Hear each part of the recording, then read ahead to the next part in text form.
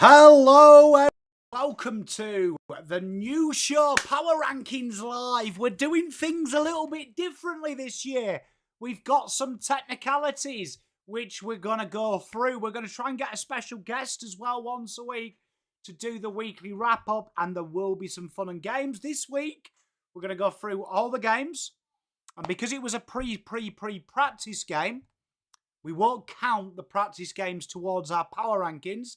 It will be like last year, where we will start from next week, the actual official ones that have data. So that's good. Let's see who's in here. The Hunter. Hunter, how you doing, mate? Great time spending time with you and Lemon Pop says. And Wayne, great to see you here. Tiger Time, how you doing, brother? Sean, always a pleasure, my friend. So we've got newer streaming software, so I can't be late. It just automatically sends me live. I have no other option to override it. So you're going to see a new Power Rankings type thing this year. So that's going to be quite cool for you guys and girls. It's going to be a little bit different, like I say, what it was last year. We've actually got, what's the best way to describe it? An actual itinerary of what we're looking at. But every week, the plan is we'll go through the games that we've just seen. We'll get some special guests on as the season starts off proper. We'll have some fun and games. So the fun and games show is going to become its own separate show. So stay tuned for that as well, because you had a lot of fun with that. But we will get people on to bully them. Luke, Shane, good day to you. Ashley, as always, pleasure to have you here. Langy, how you doing? So we'll start off with the Hawthorn versus Geelong game. And let's talk about what we took out of that game. So we weren't live for that one, but we did do we did do a review for it. But 17-point loss to Hawthorn.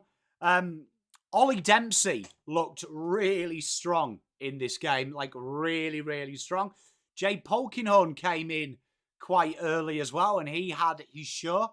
Hawthorn looked really, really, really nice, though. I know they've had their injuries, as have Geelong, in the terms of players that were there. But when you watched Hawthorn play, it felt like that they'd adapted to them outs a lot quicker. McDonald looked absolutely sensational.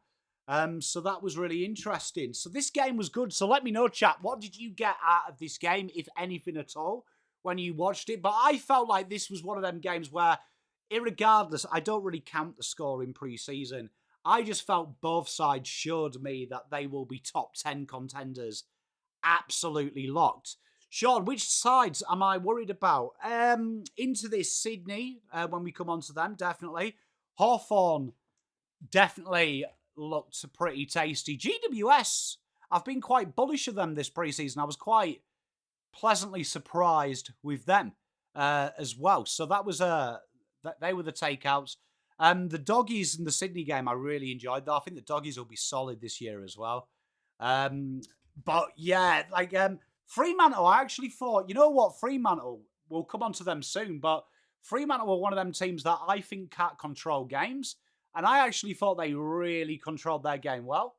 And Essendon really surprised me. I know it was a bit of a nothing game, some people are saying, but you've still got to beat who's in front of you. And I think everything they did ball movement-wise, I got around. So that was good. And that leads me then. So Hawthorn, Geelong, I think both of them teams are going to be fine.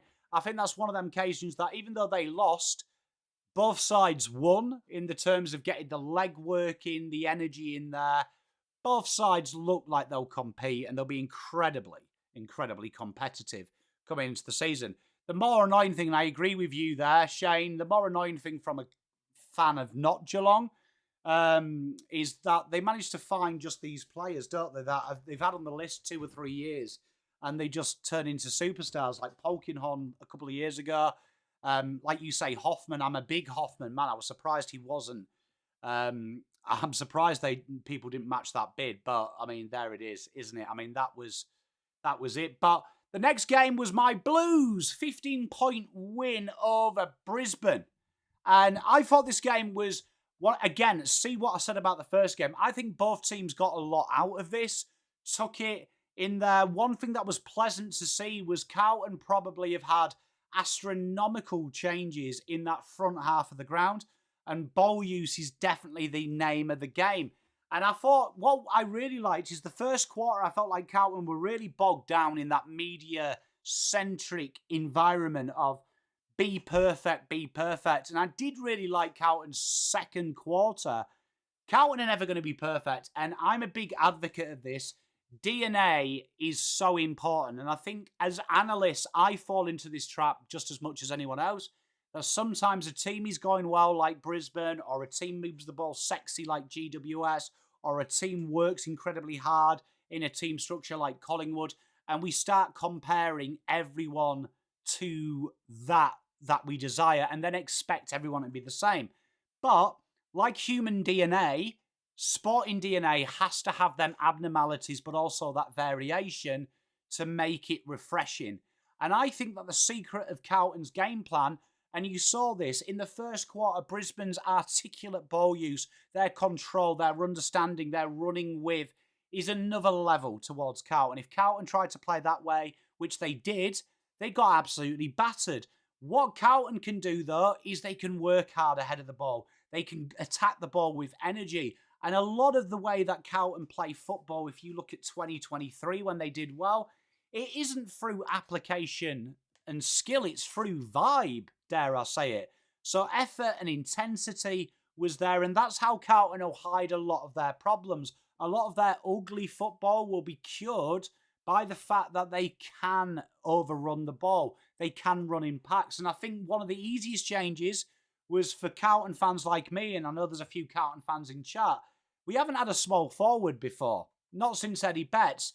You saw Matty Owies, a guy that I don't particularly rate, be our best goal kicker as a small. And I think you actually saw Ben Ainsworth, Will Hayward, Taylor Byrne, small guys or medium-sized guys that have a bit of footy IQ and understand the ground ball. Now that kind of makes Carlton's overcomplicated inside 50s look better, because you saw two of Ben Ainsworth's goals, whereas Lockie Fogarty got dragged into the contest and he just stayed loose front and centre. Bang. So I think for Carlton perspective, is that sustainable for 4 quarters? I don't know. But I tell you what, it can work for 4 quarters because you've got to be at your A game. And I think that was the big difference between these two sides. Brisbane didn't need to win this game. There was no vibes needed for the Brisbane team.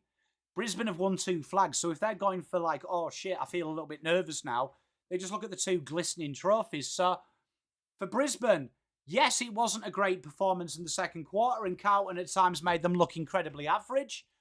I will say this though, Ashcrofts look like they've gone up another level. They're going to be the team to beat this year.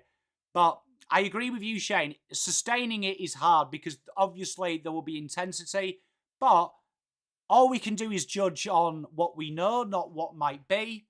You know, the old saying, if me auntie had wheels, she'd be a bike. So that's the big thing, right, for the Blues there.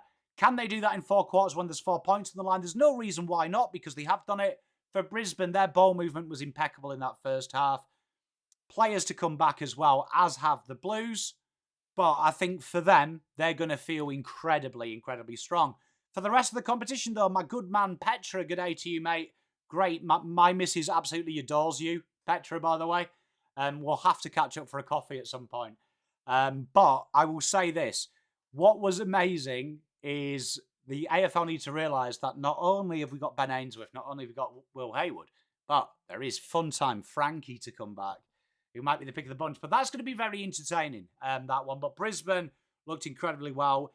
In the SSP race in that game, just incidentally, Wade Dirksen, I feel, has made it almost non-negotiable for Carlton to injury list Jesse Motlop. I feel like he's brilliant. Ashley, I couldn't agree more. And I think all the best teams have small forwards. Carlton might have lost a key forward, but they've gained 2 incredible small forwards. A third, if you count Taylor Byrne. Then we go on to a very entertaining game. This was probably my favourite game to watch as a neutral. And the neutral game I'm talking about is Sydney versus the Dogs. And I'm not going to shy away from it. There is no doubt about it. Charlie Curnow looked absolutely amazing in this game. Golden looked very strong, but I'm surprised the media hasn't given enough love. I think Sydney are a team that has dined out on the perfection of Papley for a long, long time.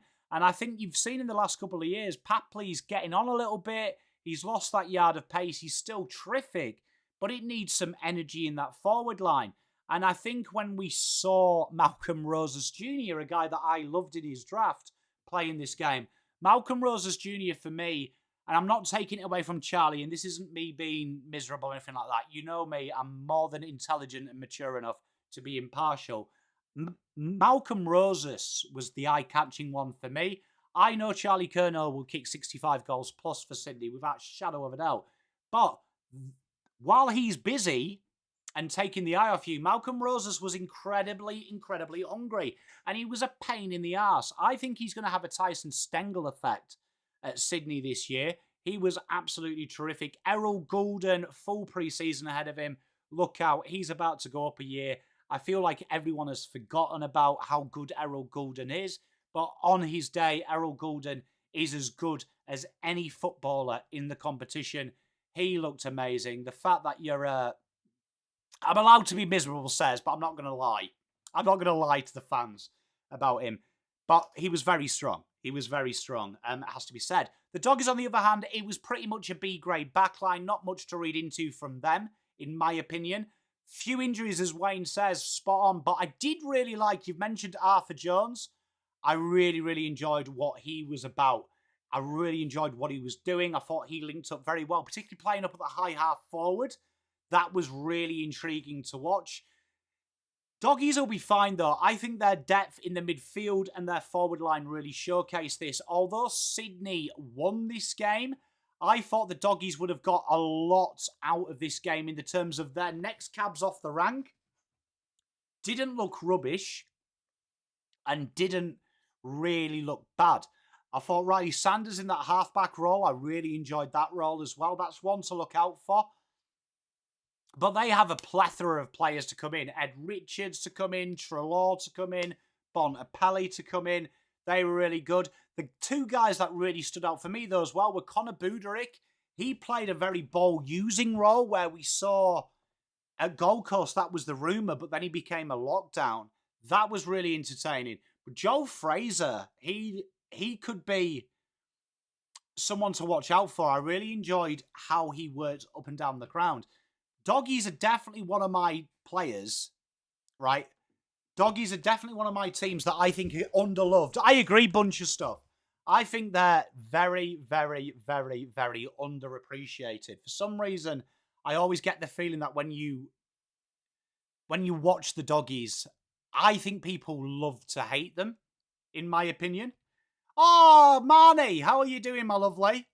Hey, we're coming up to your beautiful North boys in a minute, but yeah, it was one of them ones that when I was watching the Dogs, it just seems like no one ever gives the Dogs an ounce of respect. I don't know what you guys think, chat, but it always feels like they're just like kind of like there and no one gives them any love, but they're a team that are tough to beat, in my opinion. But that game was a really good game. Obviously for Sydney, the backline looked fairly strong, so I'm really intrigued about what that looks like at the end of next year.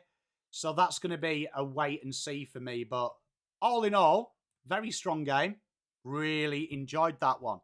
The game we've got up next is the mighty Gold Coast versus St Kilda. And this game here is one of them games where I'm not going to downplay what St Kilda did. St Kilda were absolutely perfect from tee to green.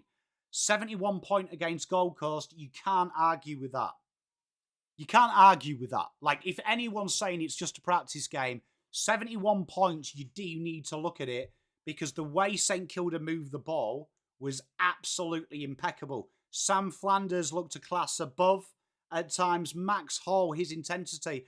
What I really liked about St Kilda is it reminded me of the Audi version of the Doggies.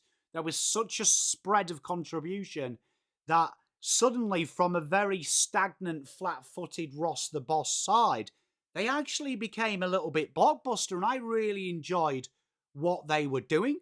Like, I really did enjoy it. I really enjoyed what I was watching. I thought Mateus Philippou being back was really good to see as well.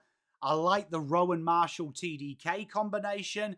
I think long-term St Kilda, dependent on how quickly that gels in-game, will be entertaining. The thing I'll say about Gold Coast and why I'm not jumping off Gold Coast is the second half was very Brisbane-esque, right? They were more getting the kilometres in, their intensity dropped. There was definitely missing, their big guys as well. There was no Matt Rowell, no Anderson. That is worth 10 goals in itself. But I really did enjoy Christian Petrarca, and to see Petrarca go back to play with that smile on his face, a bit of enjoyment, the way that he came in and had a little bit of fun as well. He had a smile on his face, played a lot of 1-2s. Petrarca is going to be an absolute pain in the arse this year. Gold Coast probably did the best thing in the world, that they were missing their star-studded midfielders, but they've got away from it. Hey, Jack, how you doing? Max Hall was ridiculous.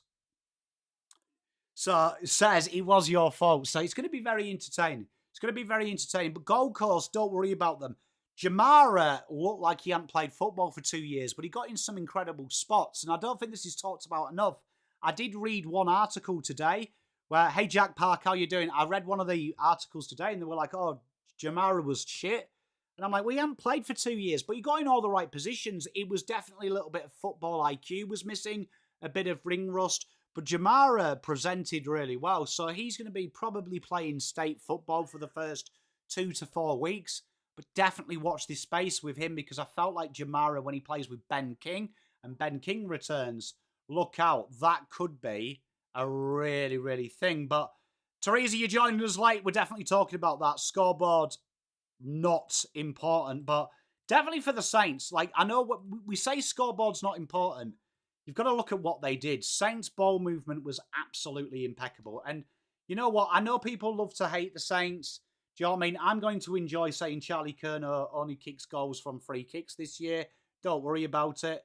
I am going to. But also, we have got to admit, by the eye, first time they've played, looks like they're validated, because all their new signings looked incredibly, incredibly good. Cheers, Woody. Great to see you, mate.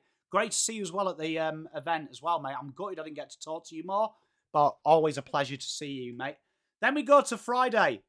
Essendon versus Richmond. Now, I want to caveat this, just because I know people will watch this from the back and hear the opening and go, Pom, it's a practice game. 50 points against Richmond. Now, the first quarter was all Richmond. Their ball movement was fluid. But Essendon, this was pretty much, see what we said about St Kilda, see what we said about Carlton's front half. This was a new look team, because most of them hadn't played together for over a year, right? Over a year. And then the new guys absolutely flown. Jacob Farrow, absolutely impeccable. Archie Roberts rotating through the midfield, absolutely brilliant. Darcy Parish looks like he's back to his best, right? Nate Caddy controlling that forward line. He looks to go up another level. But the big difference in what Essendon was doing was this pressure game at the front half. This was something that I said about St Kilda last year, which was very good for them this week. Their forward half pressure was almost immaculate. And if they can keep that going into the season, that is a problem, because I feel like they've got the ball users down back now to really hurt you. Farrow didn't miss a kick till the 23rd minute of the third quarter mark. He was brilliant. Dyson Sharp was the glue that held on to there. So that is really important. Now, for Richmond, I feel like a lot of people will jump off. And I can't lie, their second half was as deplorable as I've seen Richmond play. It was really, really, really bad. But I do want to look at the positives for Richmond. Their first quarter, the way they moved the ball, was the best I've seen since 2017. They were hitting targets and they were really ambitious. As soon as that pressure came, whether this was by design or situation, they looked shit scared of taking that extra kick on, and they got exposed, which, I mean this with respect to Tigers, we saw that in season last year. Now, that's whether youth or whether that is just having the gonads to do it. But there's definitely signs there that if Richmond are industrious, they can do it. Sammy Grill was absolutely brilliant down the back, and I felt like he was involved in everything good and bad, he was always head and shoulders above the rest. I really liked Jack Ross's game. I felt like he was a real good link. And Sammy Cumming, I really liked what I saw from Sam Cumming. I really liked his link-up work. So they've got a really dangerous half-forward line. I do want to say this, though. No one's talking about it, but Richmond were pretty much missing all their leaders in the back half of the ground, which I think tells you something. I think if you added Bolter there and you added players like Broad, that would have calmed them down a bit, because at times they looked incredibly panicky. They did treat the ground ball at times like it was a hand grenade. So that was it. It's going to be very interesting what they do. That's going to be a watch this space for me. But am I checking out on Richmond? Absolutely not. I think it's going to be more of the same for Richmond, but you will see linear improvement, and they will get teams. They will get teams. Don't you worry, they will get teams. I know people are like, oh my God, that's it, check out. I do find it really fascinating that people say practice games are irrelevant to other fans. When their side wins in a practice game, they're winning the flag. And then when their side loses, suddenly practice games are fucking relevant. Like, I would say I saw enough in the first 40 minutes from Richmond that said, okay, they're on the right path. Granted, the last 60 minutes, I wanted to tear my eyes out if I was a Richmond fan. But I'm willing to see that another week. I'm willing to give that 6 to 7 weeks. Because if I can see more of the first 20 minutes, Richmond will be in a good place. Then we move on to Collingwood GWS. Now, this was really a war of attrition. Collingwood were like basically the under-19s with a couple of cameo roles from over 30s. And GWS, honestly, they've got more injuries than the second day of the Battle of the Somme at the minute. Now, a 35-point win from GWS, yes, that's really good. But I felt like Collingwood had a lot to take out of this game. I really did enjoy just their intent around the ball. Ron Steele playing that more Steele side bottom role of 4 or 5 years ago. I really saw the benefits of this, because I felt like Collingwood came unstuck last year when they were trying to get Dan Houston on the ball at like the wing high half back. They tried to get Jastakos into the middle, but the wing always looked exposed without users. I actually think just by chance here, Ron Steele makes Dan Houston a better footballer and makes Josh Dacos a better footballer. One thing was apparent, their system is still there. GWS, I felt like, had a bit of a tail wag, but they were very impressive as well. But when I looked at Collingwood, I didn't look at Collingwood and said, oh my God, bottom 5. I thought there was enough there from their younger players to say that that next cab off the rank is growing a bit of fruit. GWS, on the other hand, I don't know how they do it. They've got half a team out. But Clayton to Oliver is definitely a break glass in case of emergency for Tom Stewart. Straight away, and for Tom Green, he straight away did Tom Green things. The players that worked around him were incredible. Ralston looked very good. Harvey Thomas looked very good. Kieran Briggs looked incredibly good as well. Nicky Madden, my boy from the draft. That's going to be an intriguing battle between Briggs and Madden, because I felt what you lacked in Briggs' mid-ruck dominance, Nick Madden gained in his versatility. I don't think GWS will be as bad as people are thinking.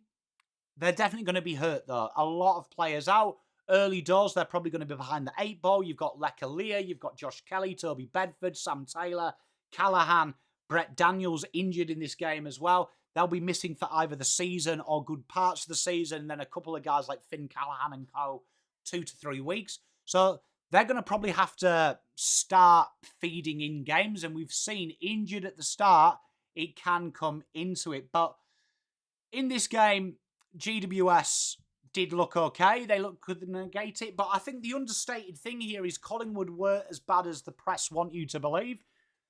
Everyone did their job. Their forward line does concern me a bit. Charlie West had times there. It's going to be interesting about the Buller West thing. I think West is the man. He just needs a bit of time and to really work at his craft a little bit. But all in all, T to Green, they were pretty good. And when you've got the Dacuses to come back, life is good, life is fine. Then we come to Melbourne versus North. Now, probably, and I mean this nicely for Marnie's sake, North Melbourne, this was probably the worst performance by a long, long way. Like, I don't like to worry in pre-season, but watching North in this game was very weird, right? Very weird. It looked like they were really exposed. The gap between the back line and the midfield at times was awful. Awful. It was way too much. North were almost asking to be pinned in by Melbourne. They didn't look like any overlap running. The running ahead of the ball was garbage. And in the forward 50, they were really static. Now, as for the positives, when the ball got moving, I really liked what I saw. I thought North looked really strong when the ball moved in, right? But there was signs when I was watching it that it was really obvious. Now, I don't know if they were working on something, but Sheasel, right, at times looked like he was just trying to give it to certain players. So LDU and Jai Simkin felt like they were given the attacking responsibility, and Sheasel was almost like the legwork for them. It felt weird to watch, so I'm willing to leave a judgment. Now, the reason I say this is a few years ago, I went to Carlton, Collingwood, and I happened to be sat behind Lepage at the time, and Lepage was saying to Fly, who was sat just in front of me, that don't worry, this quarter we've told that we're not going to compete in the stoppage. We're going to play, and it's super aggressive, so Carlton will have the outnumber. And all the match reports after that game were like, oh my God, Carlton overran Collingwood in this quarter. A lot of funky shit goes on, and you've got to remember, 5 years ago, these were the scratch games behind closed doors under preordained rules. So I don't know if North were really looking to kick along, and they were playing a we're under trouble game plan. Let's see how we stack up. Because that second half, no one came short to help out their backline. The gap was mental. If that is seriously the game plan, North are in trouble. I'm going to reserve my judgment because there was enough when the ball did get in motion. It was good. If that's the plan, though, the way teams press now so high up the ground, North are in trouble. But that's going to be interesting. Melbourne, on the other hand, let's talk about it. Keziah Pickett in the midfield, absolutely stunning to watch. He did what he wanted whenever he wanted. It reminded me of Dustin Martin 2017, a midfielder that can kick 5 in a blink of an eye. He was fantastic. His cousin Latrell was another magical moment. That guy has got a footy masterclass. Jack Steele, I really enjoyed the fact that they've only got one rambustious bowl now. So suddenly, I've got to say this, Melbourne were entertaining to watch. Stephen King has definitely said we're going to be a run and carry side. We're going to take the game on. There was a lot of going through the corridor. Their pressure was exciting, but their ball movement was a delight, and I'm really intrigued by this. So the takeaways for this game for me are North, they need to work harder for each other. The pressure, I agree with Doon here. Spot on. The fight and energy was really lackluster, and that's why it leads me to believe maybe they were working on something, particularly in the second half. That felt like how you play when you're overrun. They can't play like that round one. If they play like round one, Alistair Clarkson won't survive. But when the ball was in motion, that was good. I would say if the plan is, though, Simkin and LDU to be the deliverers in the side, they've got a long, hard season. That needs to be Sheasel. Sheasel needs to, in my opinion, based on this game, take on the mantle of I am the main man. Port Adelaide, this was a great game to watch. A 19-point win for Adelaide. And Adelaide, throughout this, I felt really moved the ball quite nicely. They were attacking with the ball. They took the game on at all costs.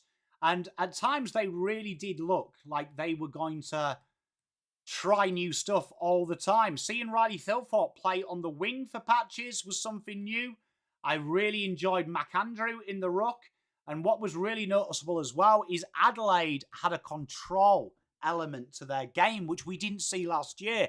They played kick to kick for a lot. So although this was a 20-point loss, I think when you watch this game with Port, albeit they were missing their superstar midfielders, it has to be said, I do feel like I really did enjoy the fact that I could see a little bit of slowing the game down.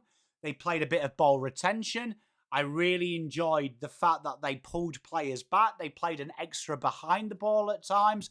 That second half could have been a lot bigger to Adelaide, but they're on the right path. Adelaide, that's the right path. This was my favourite practice game in the terms of I watched this and I was like, okay, Adelaide have learned from last year. You can't always sex it up. You can't always go out there and have fun ad hoc. Sometimes you've got to slow it down and be a little bit intelligent with it.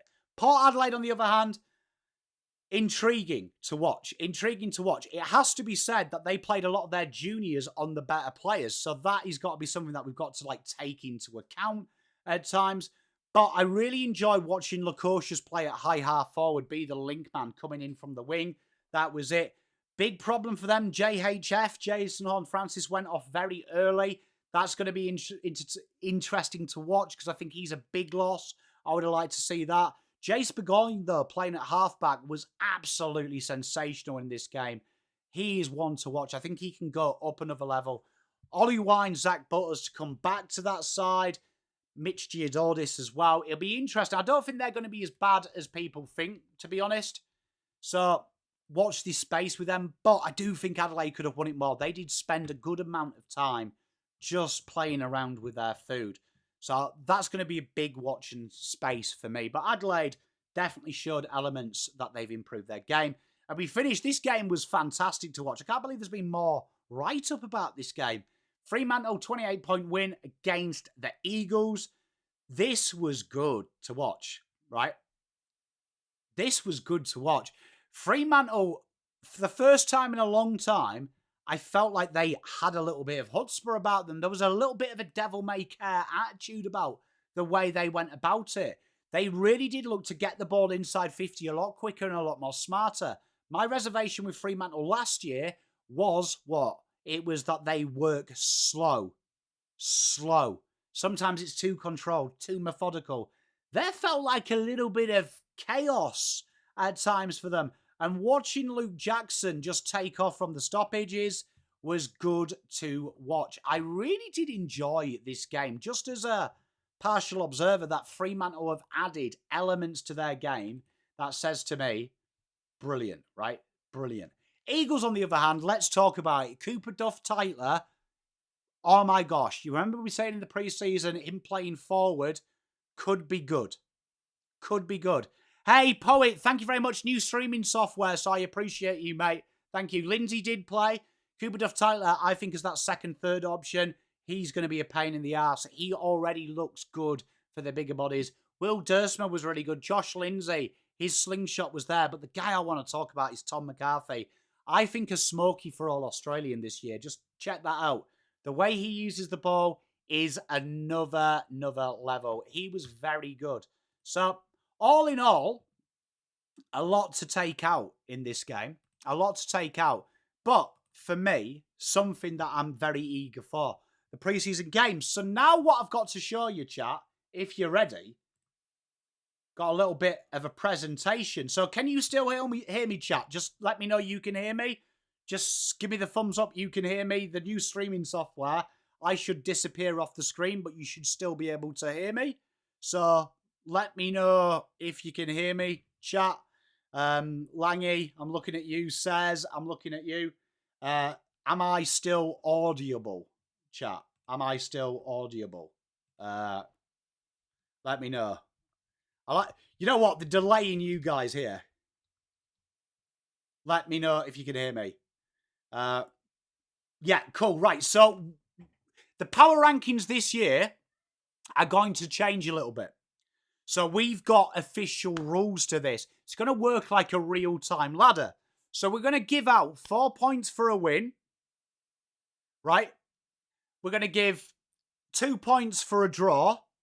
0 points for a loss. Right? So that's fairly straightforward stuff.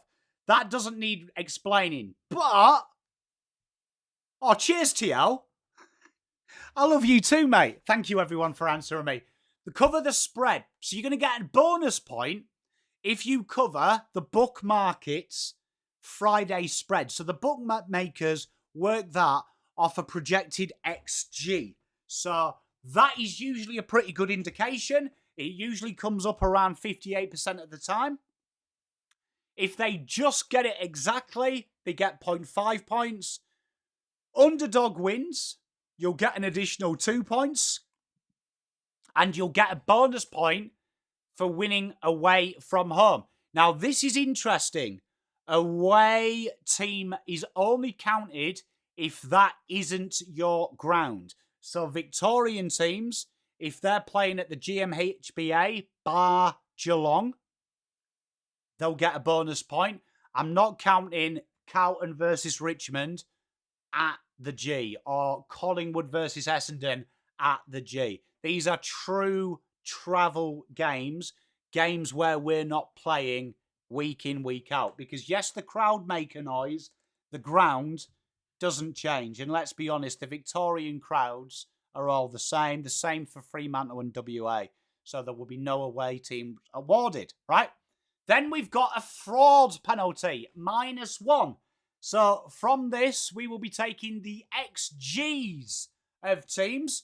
And quite often last year, we saw XGs, particularly in Carlton cases, where Carlton should have won, but didn't. We saw Collingwood do this quite a bit last year, right?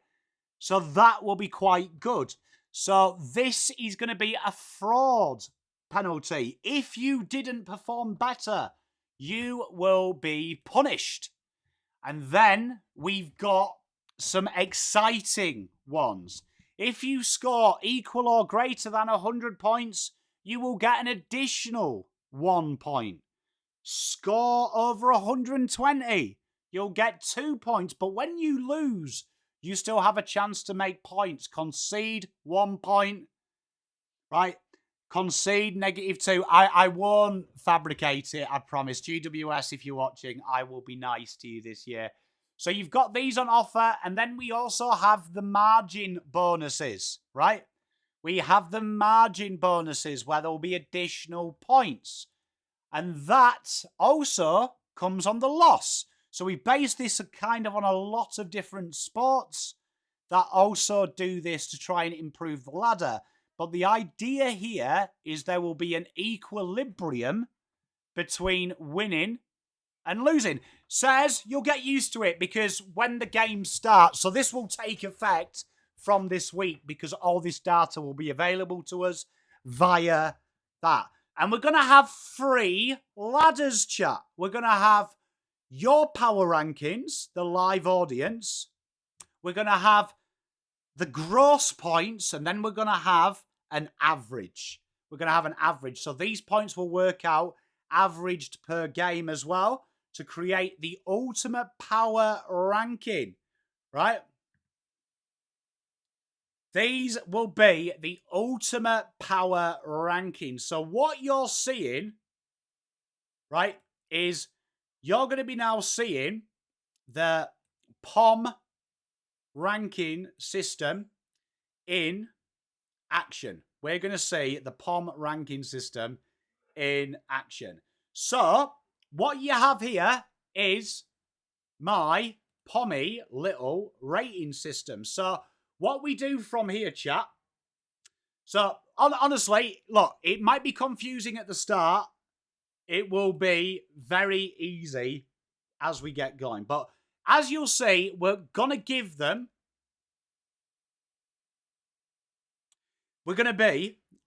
give them a starting points margin. So this is pretty much what we've worked out, kind of your average points per game last year.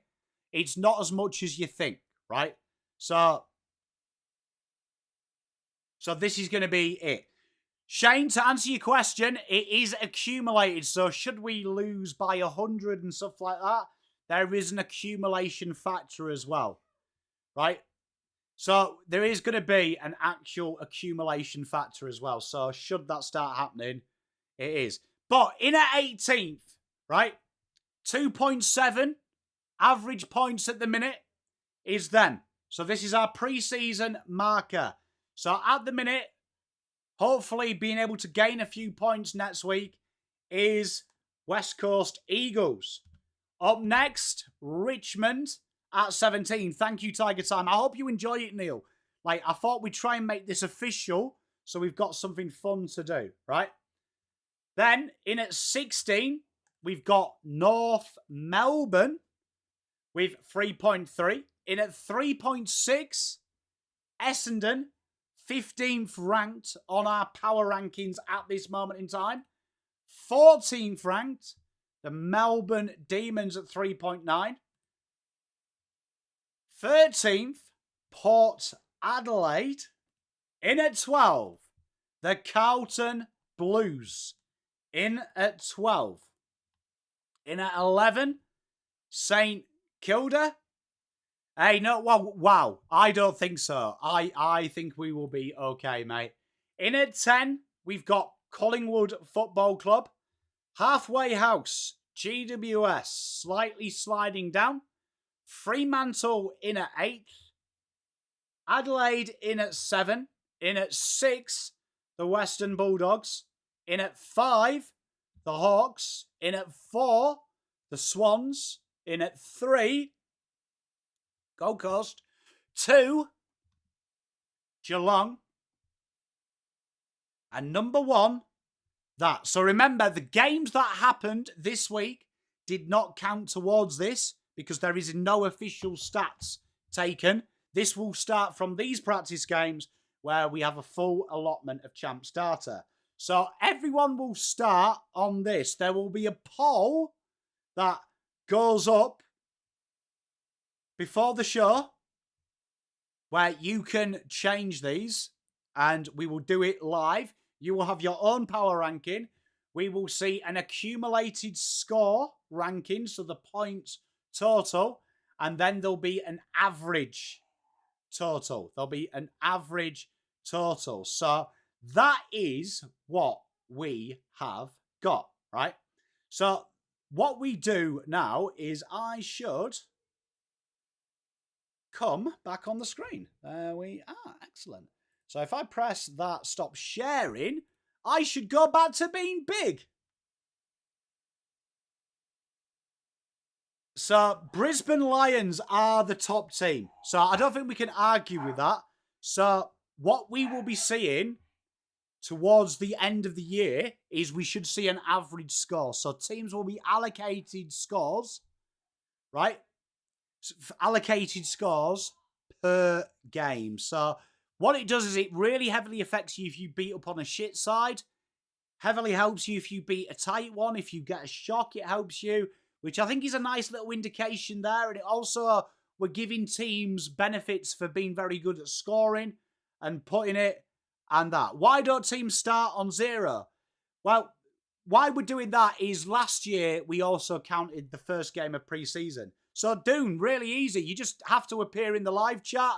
There will be a poll at the end of every game saying rise or fall that we will post on all socials where you can vote, and we'll take that into account so I can give you a projected, and then when we're live you guys can finalise your version of a ladder.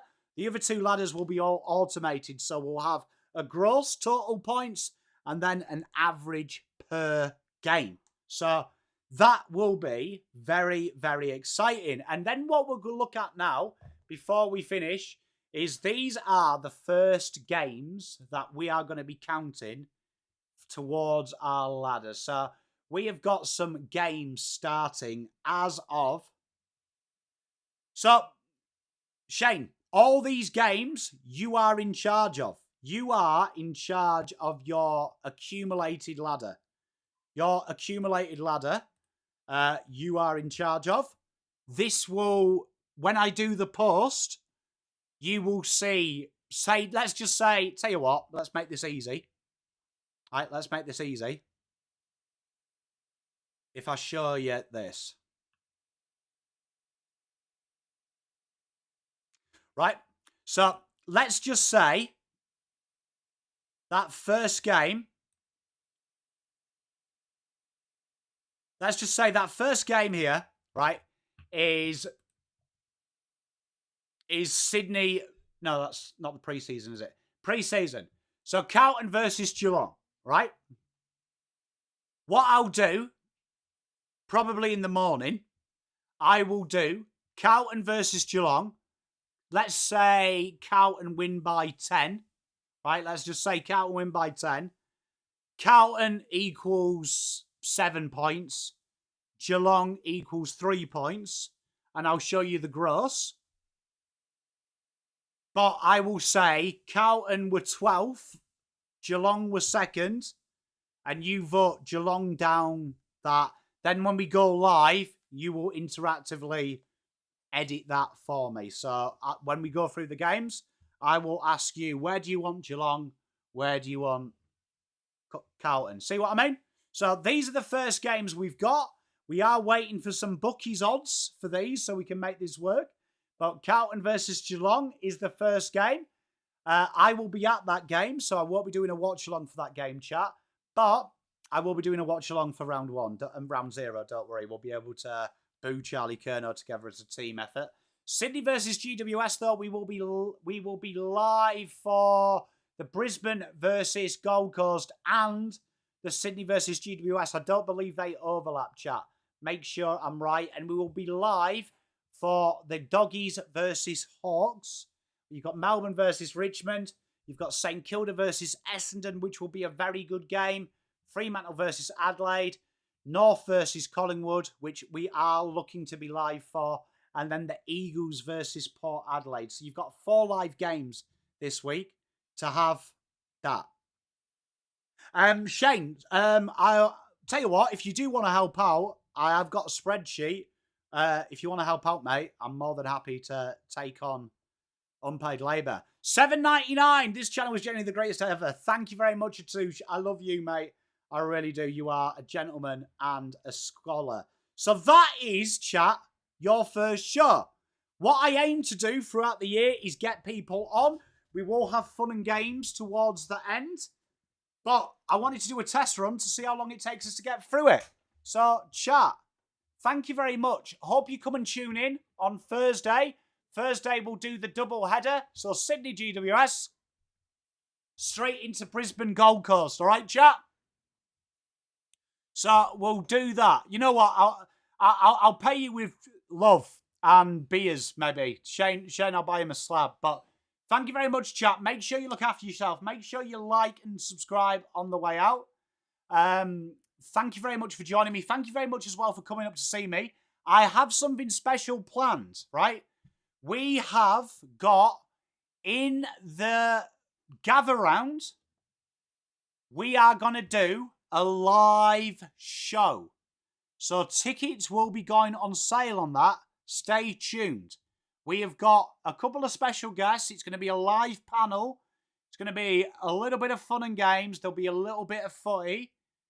Stay tuned for that. If you haven't got tickets already, make sure you get some tickets for the 8th of March. Round 0. I hate saying that. I'm just going to call it opening round. Fuck it.